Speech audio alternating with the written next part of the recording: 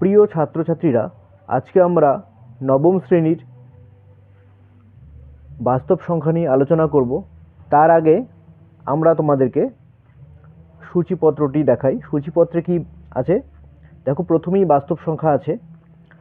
বাস্তব সংখ্যা সহ এখানে মোট 21টি বিষয় আছে, শেষে লগারিদম আছে 21 নম্বর। এই সবগুলো ক্লাস তোমাদের আমি করাবো।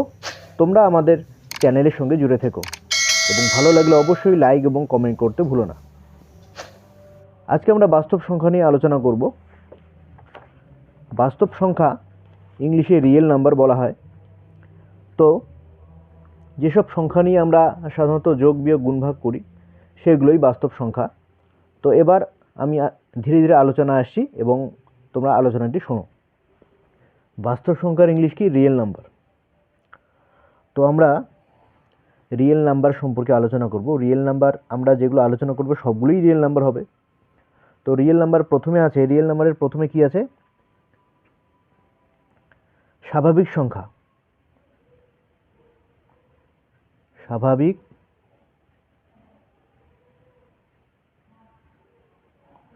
সংখ্যা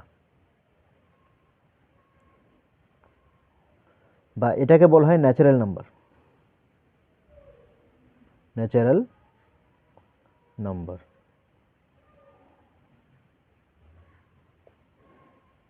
তো আমরা যেসব সংখ্যা দিয়ে গুণি, যেসব সংখ্যা আমাদের মানে কোনো একটা সংখ্যা যদি বলে তোমার বাড়িতে তোমার যে নবম শ্রেণীর বই আছে সেটি মোট কটি বই আছে, তো আমরা কি করব? 1 2 3 4 করে গুনবো।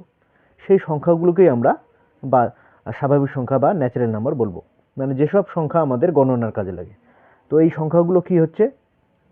1 2 3 4 5 6 ডট ডট ডট, মানে চলতেই থাকবে। তো স্বাভাবিক সংখ্যা বা ন্যাচারাল নাম্বারের কোনো শেষ নেই, এগুলো চলতেই থাকবে।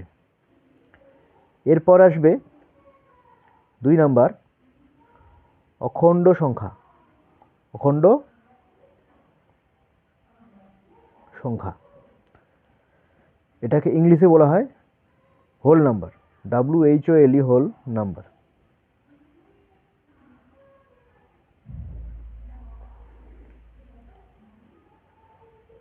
অখণ্ড সংখ্যা কোনগুলি?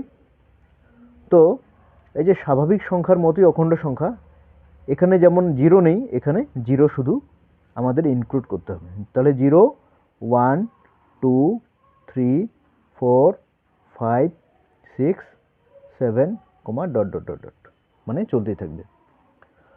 তো অখণ্ড সংখ্যা এবং স্বাভাবিক সংখ্যার মধ্যে পার্থক্য কি? পার্থক্য হচ্ছে এই জিরোটার জন্যই পার্থক্য। তাহলে 0 বা জিরোটাকে আমরা অখণ্ড সংখ্যা বলবো, কিন্তু স্বাভাবিক সংখ্যা বলবো না। আবার সমস্ত স্বাভাবিক সংখ্যাকেই আমরা অখণ্ড সংখ্যা বলতে পারি।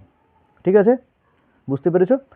এবার আমরা 3 নম্বরে আসবো, নাম্বার 3, পূর্ণ সংখ্যা। এবার কি আসবো? পূর্ণ সংখ্যা।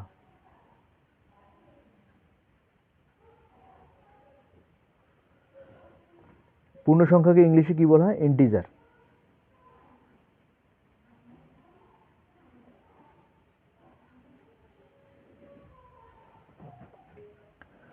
তো পূর্ণ সংখ্যা বা ইন্টিজার কোনগুলোকে বলবো? যেমন আমি যদি বলি -6, -5, -4, -3, -2, -1, 0 1 2 3 ডট ডট ডট, মানে এদিকেও আছে এদিকেও আছে। তো যেগুলো পূর্ণ সংখ্যা, পূর্ণ সংখ্যার মধ্যে নেগেটিভও থাকতে পারে, পজিটিভও থাকতে পারে। ঠিক আছে, তো নেগেটিভ পজিটিভ দুটোকেই আমরা পূর্ণ সংখ্যা বলবো। তো এগুলোর মতোই তাহলে পূর্ণ সংখ্যার মধ্যে এই অখণ্ড সংখ্যাও পড়ে, আবার স্বাভাবিক সংখ্যাগুলো আছে, তাই তো? তো এখানে দেখো, যার সামনে মাইনাস চিহ্ন আছে, এই কয়টার সামনে আছে মাইনাস চিহ্ন, এখান থেকে এই পর্যন্ত, মানে এদিকে আরও আছে মাইনাস, যত ছোট ছোট সংখ্যা দেবে সব আছে। তো সেগুলোকে আমরা বলবো যে ঋণাত্মক সংখ্যা। কি বলবো? ঋণাত্মক পূর্ণ সংখ্যা বা ঋণাত্মক পূর্ণ সংখ্যা। ঋণাত্মক পূর্ণ সংখ্যা।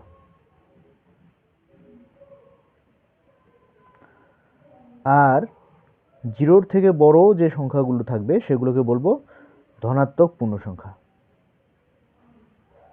ধনাত্মক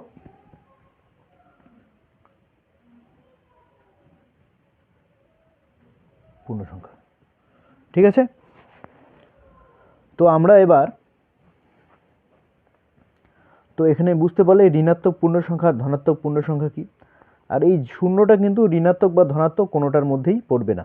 শূন্যটা ঋণাত্মক বা ধনাত্মক কোনোটার মধ্যেই পড়বে না। শূন্যর থেকে ছোট যে সংখ্যাগুলো সেগুলোকে বলবো ঋণাত্মক পূর্ণ সংখ্যা, এবং শূন্যর থেকে বড় সংখ্যাগুলোকে বলবো ধনাত্মক পূর্ণ সংখ্যা।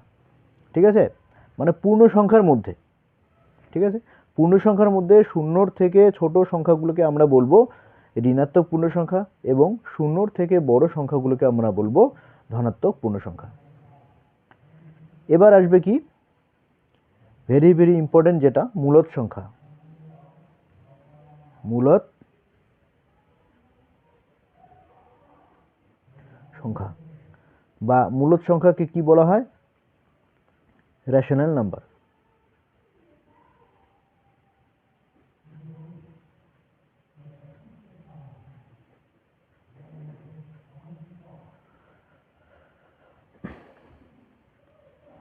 এবার মূলদ সংখ্যা কোনগুলি? তাহলে মূলদ সংখ্যার একটা সংজ্ঞা প্রথমে আমরা দেব। যেসব সংখ্যাকে, এটা তোমরা বইয়েও পাবে সংখ্যাটা, হ্যাঁ, যেসব সংখ্যাকে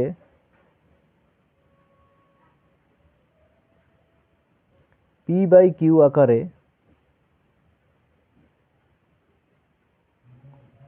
প্রকাশ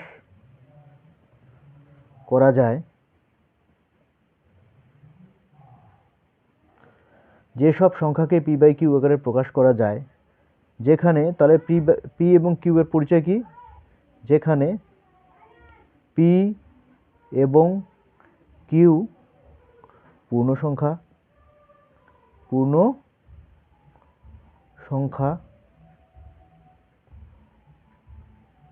এবং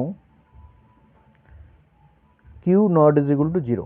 তাহলে কিউটা 0 নয়, নিচেরটা কখনোই 0 হয় না, মানে 0 দিয়ে কখনোই ভাগ করা যায় না। ঠিক আছে, 0 দিয়ে ভাগ করলে কি হয়? অসঙ্গত হয়। তো যেসব সংখ্যাকে p/q আকারে প্রকাশ করা যায়, যেখানে p এবং q পূর্ণ সংখ্যা এবং q not is equal to 0, মানে কিউটা 0 হবে না, সেই সব সংখ্যাকে আমরা বলবো মূলদ সংখ্যা।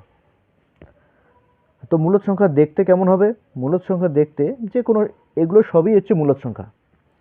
উপরের যেগুলো আমি বললাম, স্বাভাবিক সংখ্যা, অখণ্ড সংখ্যা, পূর্ণ সংখ্যা, এগুলো সবই মূলদ সংখ্যার মধ্যে পড়বে। ঠিক আছে, এবার আরও অনেক রকম মূলদ সংখ্যা দেখতে আছে, যেমন 2/3, তাহলে p/q আকারে প্রকাশ করলাম। ঠিক আছে, যেমন 5/2, এটাও মূলদ সংখ্যা। আবার যদি বলে কেউ 0, এটা কিন্তু ভেরি ভেরি ইম্পর্টেন্ট। 0 কি মূলদ সংখ্যা? বইয়েও আছে প্রশ্ন, 0 কি মূলদ সংখ্যা? তাহলে 0কে আমরা এইভাবে লিখতে পারি না, 0/3 বা যে কোনো সংখ্যা লিখতে পারো নিচে।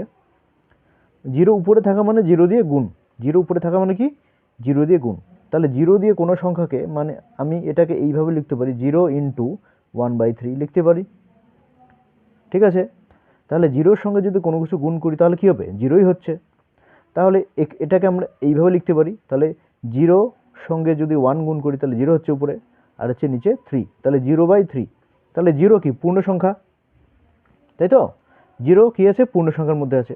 তাহলে p0 এবং 3 কি? 0 এবং 3 কি? পূর্ণ সংখ্যা।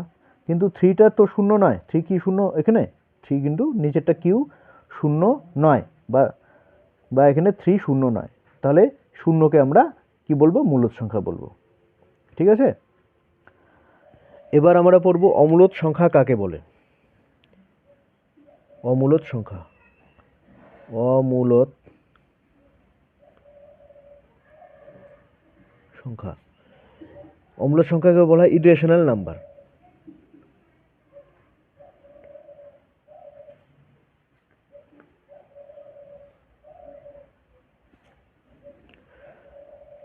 তার সংজ্ঞাটা মূলদ সংখ্যার মতোই হবে, এখানে কি হবে, শুধু না হবে। ঠিক আছে, যেসব সংখ্যাকে পি বাই কিউ আকারে প্রকাশ করা যায় না, এখানে শুধু না হবে।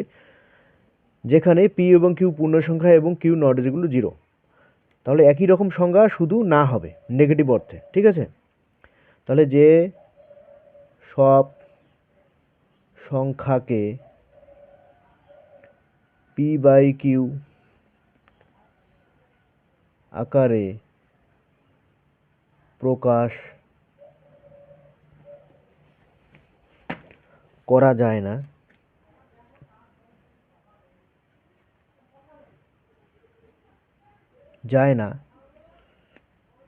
এখানে একটা কমা দেবো আমরা, যায় না, যেখানে একই রকম পি ও কিউ পূর্ণ সংখ্যা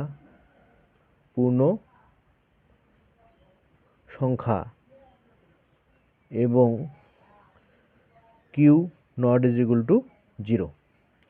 যেসব সংখ্যাকে পি বাই কিউ আকারে প্রকাশ করা যায় না, যেখানে পি ও কিউ পূর্ণ সংখ্যা এবং Q not is equal to 0। এবার আমরা দেখব যে অম্লদ সংখ্যাগুলি দেখতে কেমন হয়। অম্লদ সংখ্যা দেখতে কেমন হয় দেখো এখানে, যেমন √2 অম্লদ সংখ্যা, √3 অম্লদ সংখ্যা। এবার √4 কিন্তু অম্লদ সংখ্যা নয়, কারণ রুট যদি 4 দেই আমরা, √4 লিখি, √4কে কত লেখা যায়, 2 লেখা যায়, তাহলে 2 তো অম্লদ সংখ্যা নয়, মূলদ সংখ্যা। ঠিক আছে, যাকে আর কি বর্গমূল করা যায়, বর্গমূল করলে একটা পূর্ণ সংখ্যা পাবো, সেগুলো কিন্তু অম্লদ সংখ্যা হবে না। কিন্তু এগুলোকে বর্গমূল করলে আমরা পূর্ণ সংখ্যা পাচ্ছি না।